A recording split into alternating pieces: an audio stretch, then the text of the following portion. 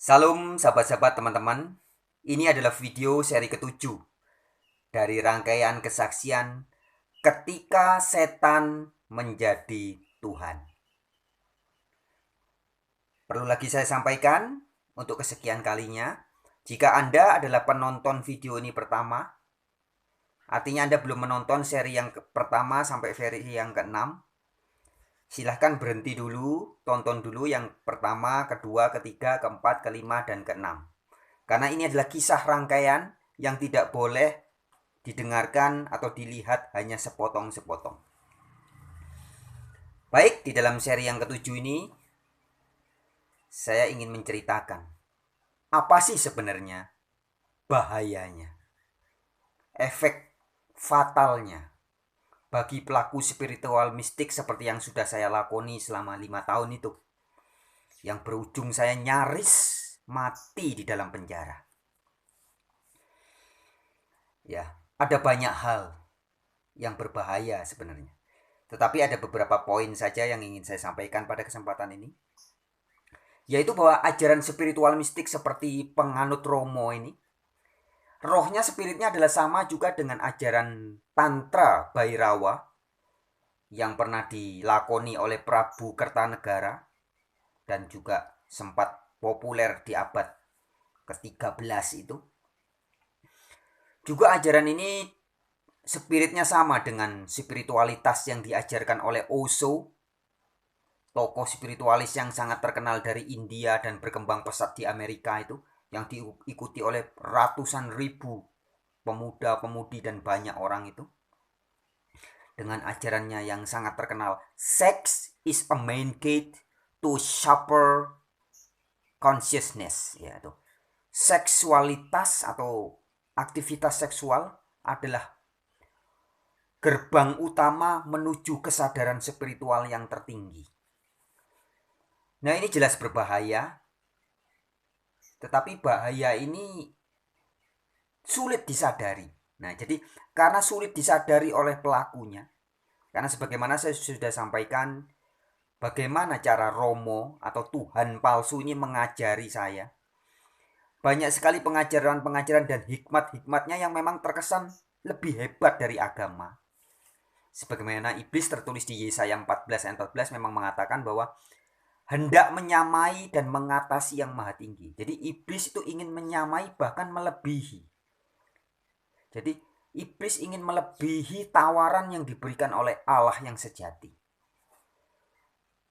Ini sangat berbahaya. Nah, ajaran Romo ini selalu menekankan bahwa Tuhan atau Romo atau Sang Maha Suci ini sejatinya tidak baik dan tidak buruk. Tetapi hakikatnya adalah melampaui baik dan buruk, melampaui benar dan salah.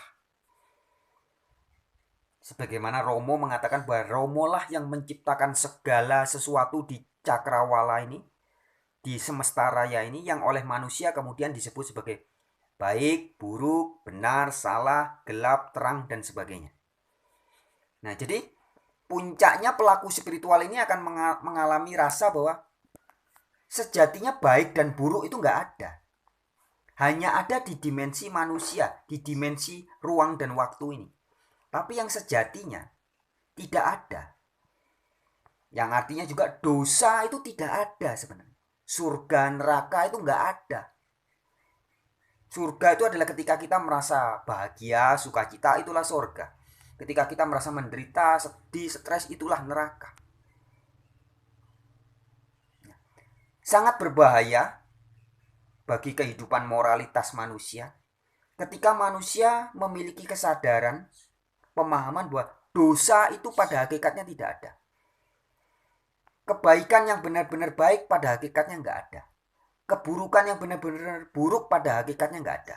Semuanya ini hanya semu. Nah, ini sangat berbahaya. Di mana ajaran spiritual ini, baik Osho, Tantra Bhairawa maupun laku spiritual mistik yang saya lakoni selama 5 tahun itu, mengajarkan bahwa segala hal baik maupun buruk yang terjadi di muka bumi ini merupakan kesatuan, jadi kemanunggalan. Atau yin dan yang, kesempurnaan. Jadi sebuah bagian atau bahasanya segala kejadian yang setiap hari terjadi di muka bumi ini. Mau yang kelihatannya baik atau kelihatannya buruk, mengerikan, menjijikkan dan sebagainya. Ini adalah bagian dari tarian-tarian agung Sang Maha Kuasa.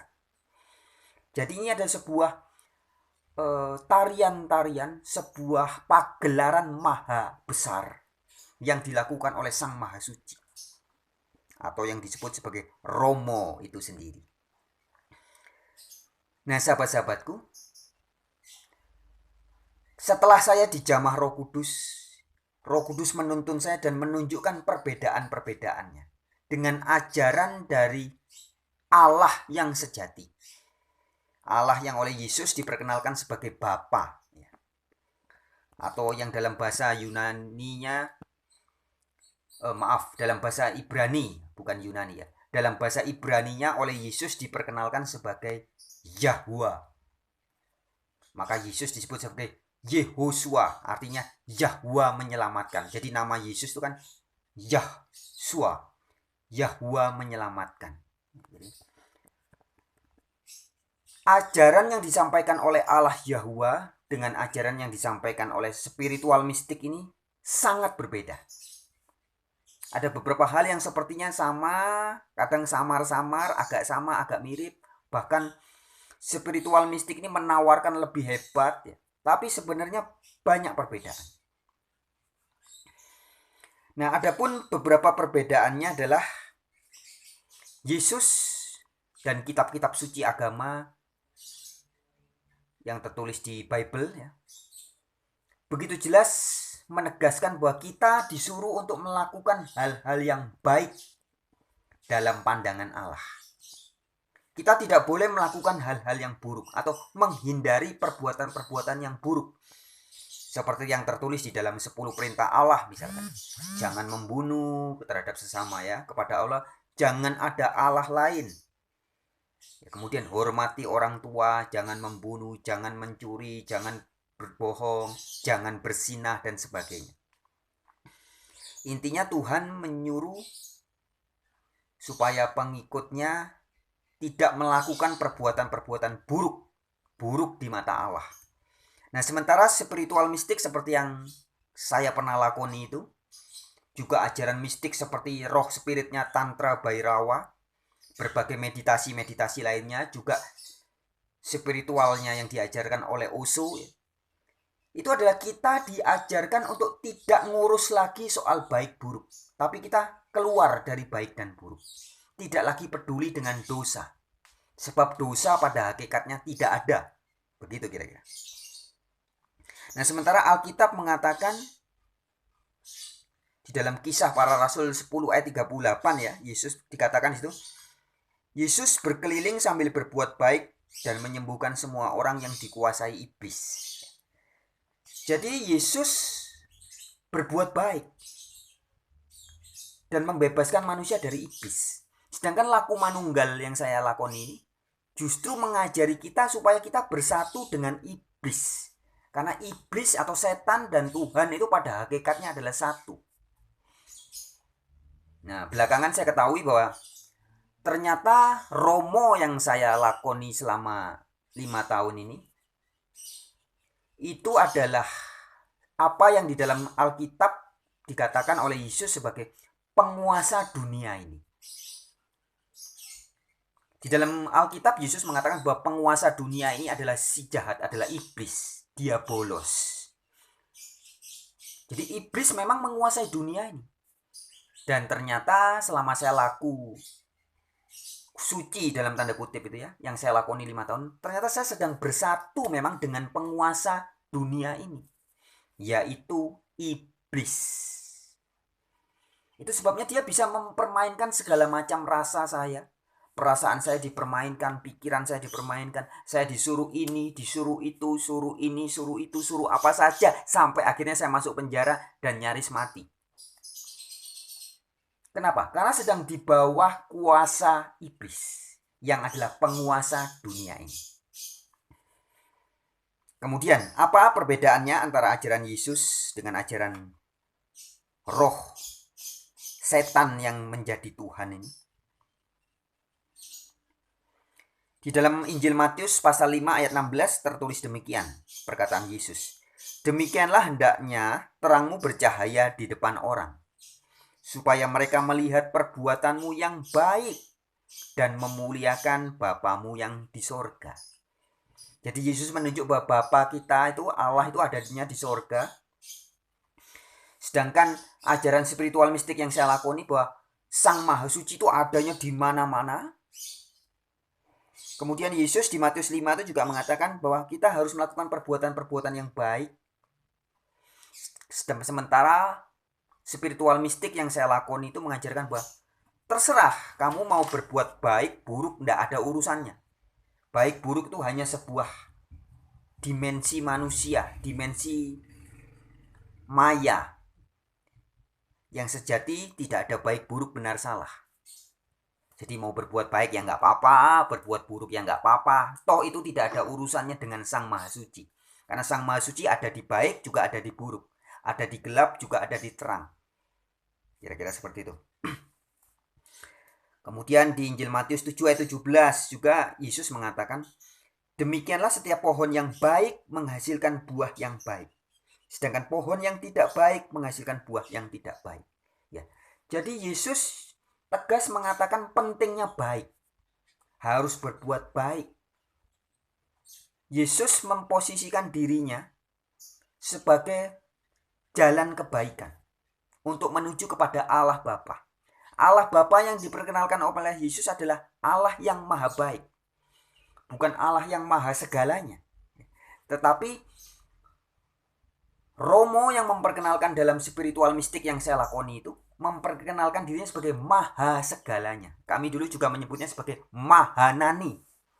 Jadi dia maha baik ya iya, maha jahat ya iya, pokoknya maha segalanya.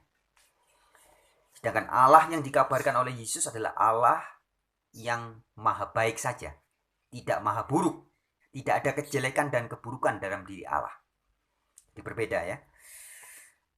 Di Matius 12 ayat 35 juga ada tertulis, orang-orang yang baik mengeluarkan hal-hal yang baik dari perbendaraannya.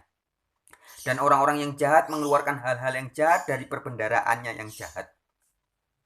Jadi banyak sekali ayat-ayat Alkitab yang begitu tegas Yesus membedakan antara baik dan jahat. Sementara ajaran spiritual mistik seperti yang saya lakoni itu justru memanunggalkan, menyatukan. Mengatakan bahwa itu adalah yin dan yang, keseimbangan.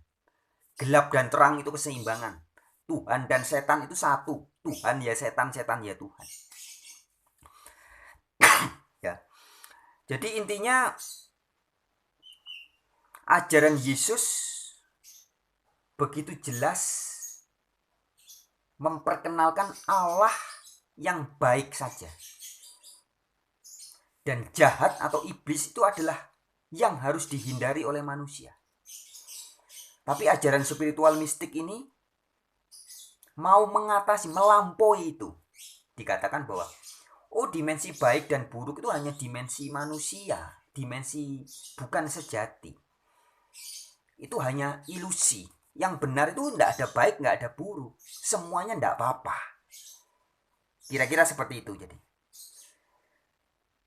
Jadi bayangkan ya teman-teman, kalau semakin banyak dunia ini orang-orang yang melakukan spiritual mistik seperti itu. Melihat pemerkosaan, ya nggak apa-apa. Melihat pembunuhan, ya nggak apa-apa. Melihat segala sesuatu, kecelakaan, pemerasan, perampokan, korupsi, semuanya nggak apa-apa, ini hanya main-main. Ya. Bahkan sering sekali kami memang diberikan rasa gembira malah ya. Jadi ini kesaksian, saya sendiri banyak mengalami melihat kejadian-kejadian, misalkan nonton TV, dengar-dengar berita-berita yang mengerikan tuh. Ketika saya melakoni spiritual itu saya merasakan, keren. Teman saya Gung Ferry ya.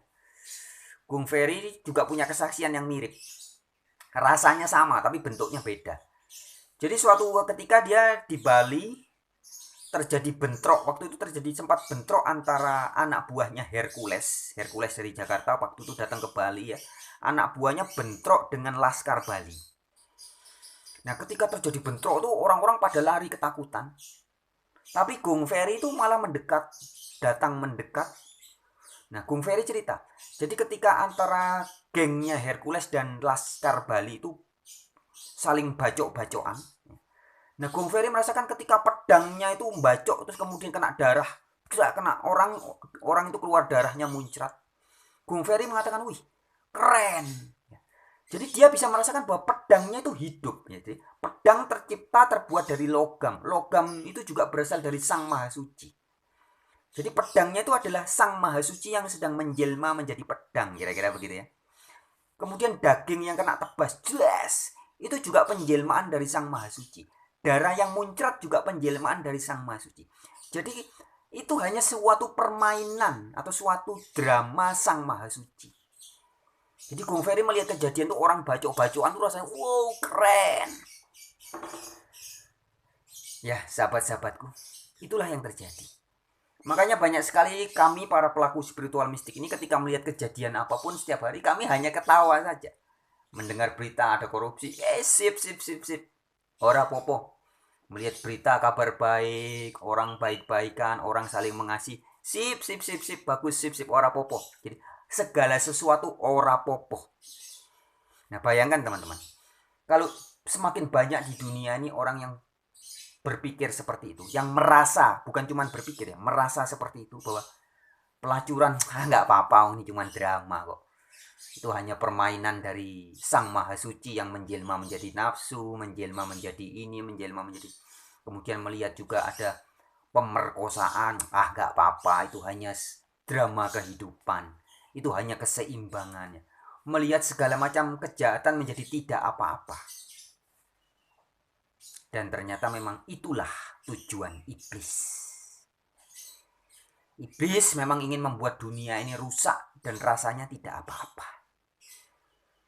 Jadi puncak dari spiritual mistik yang saya lakoni itu belakangannya saya sadar bahwa memang tujuannya adalah membuat bahwa dosa itu hilang dari kesadaran manusia. Sementara Alkitab kedatangan Yesus mengatakan bahwa Yesus datang untuk menginsyafkan manusia dari dosa. Menyadarkan manusia bahwa dosa itu betul-betul merusak. Dosa itu betul-betul gawat akibatnya. Kalau kamu terus bertekun dalam dosa, kamu akan terpisah dari Allah. Maka Yesus datang untuk berusaha mengembalikan manusia yang berdosa itu. Sementara spiritual mistik yang telah saya lakoni itu justru mengatakan puncaknya adalah kita merasakan bebas karena dosa itu aslinya nggak ada. Dunia ini hanya suatu sandiwara. Itulah sahabat-sahabatku. Ya, apa yang saya sampaikan ini sebuah kisah nyata, sebuah fakta, sebuah realita, betapa nyatanya sihir, kuasa spirit, roh jahat yang sedang menyamar menjadi Tuhan. Jadi caranya tidak berangasan. Kalau teman-teman melihat atau menyaksikan dan mendengarkan video saya mulai dari yang pertama, kedua, ketiga, dan sampai yang ini, teman-teman bisa merasakan bagaimana cara iblis mengajarkan atau memasukkan ajaran-ajarannya. Bukan hanya lewat pikiran dan logika atau pengertian-pengertian, tapi kita diberi rasa, bahkan rasa kita dirubah. Rasa dosa dihilangkan. Jadi di salah satu mantranya itu ada 5 mantra utama. Dan di salah satu dari mantra itu ada kata-kata hanyirna ake tuminda ingkang luput. Menghilangkan tindakan yang dosa atau yang luput. Dulu awalnya saya pikir itu akan membuat saya terhindar dari melakukan perbuatan-perbuatan dosa. Ternyata bukan perbuatannya yang dihilangkan, tapi rasanya. Jadi hanyirna ake tuminda ingkang luput itu menghilangkan tindakan-tindakan yang dosa. Itu saya bisa bertidur dengan pelacur tapi rasanya tidak berdosa. Ada teman yang mencuri rasanya asik-asik aja. Ada teman yang ngembat istrinya orang rasanya tidak bersalah. Ada teman yang meniduri anak kandungnya sendiri rasanya tidak bersalah.